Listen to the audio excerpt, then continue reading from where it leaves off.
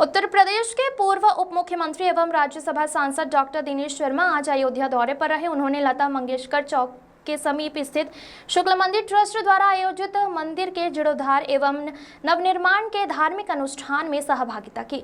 कार्यक्रम में उन्होंने श्रद्धा भाव से पूजा अर्चना कर जनमानस के कल्याण की कामना की। इस दौरान डॉक्टर दिनेश शर्मा ने कहा कि दुख की घड़ी में केवल बयान नहीं, ठोस कार्य और नियोजक महत्वपूर्ण होता है। भारत ने पाकिस्तान को आर्थिक, सामाजिक और राजनयिक स्तर पर अंतर्राष्ट्रीय नियमों के तहत कठोर संदेश दिया है।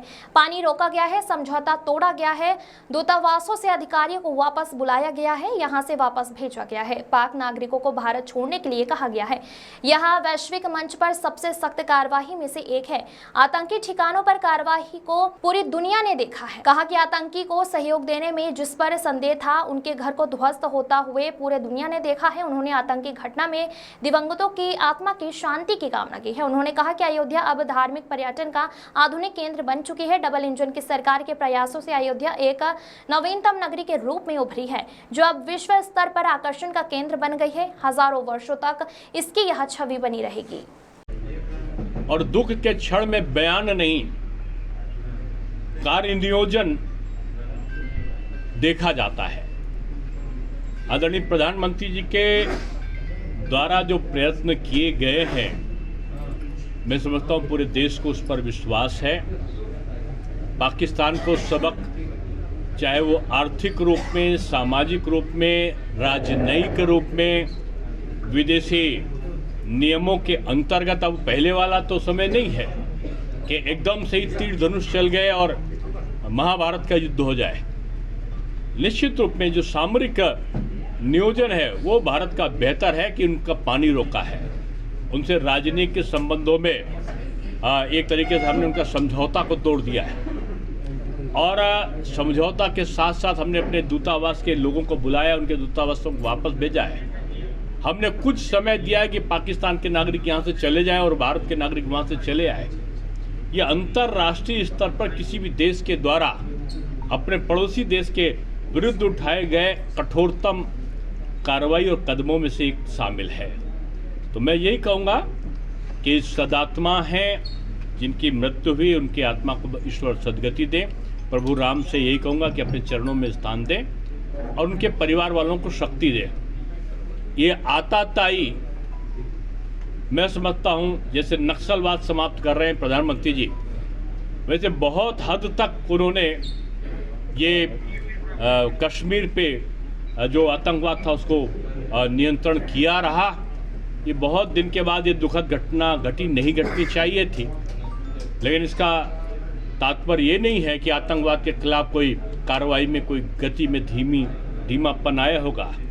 आज पूरी दुनिया ने उस आतंकी का जो जिसकी पर संदेह था, उसके घर को ध्वस्त होते हुए देखा है।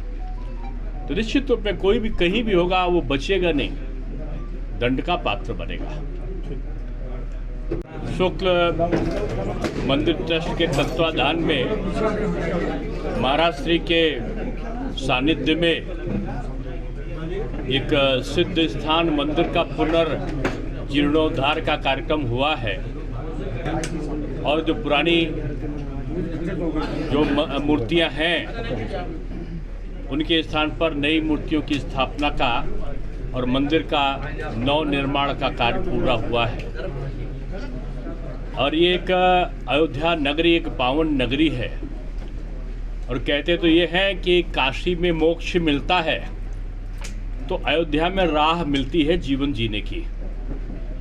मर्यादा पुरुषोत्तम राम के जन्म से लेकर उनके राज्य तक की तमाम अभिकल्पनाओं को सजोए हुए ये अयोध्या, ये विश्व की प्राचीनतम नगरी है।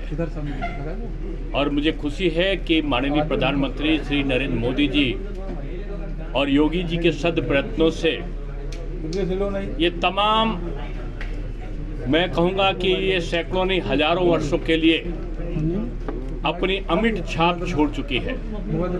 चाहे सरयू तट की आरती हो, चाहे श्री राम जन्मभूमि मंदिर का निर्माण का कार्य हो, चाहे बजरंगबली की सदकृपा स्थल वाला कि अयोध्या प्राचीनता चल रहा है।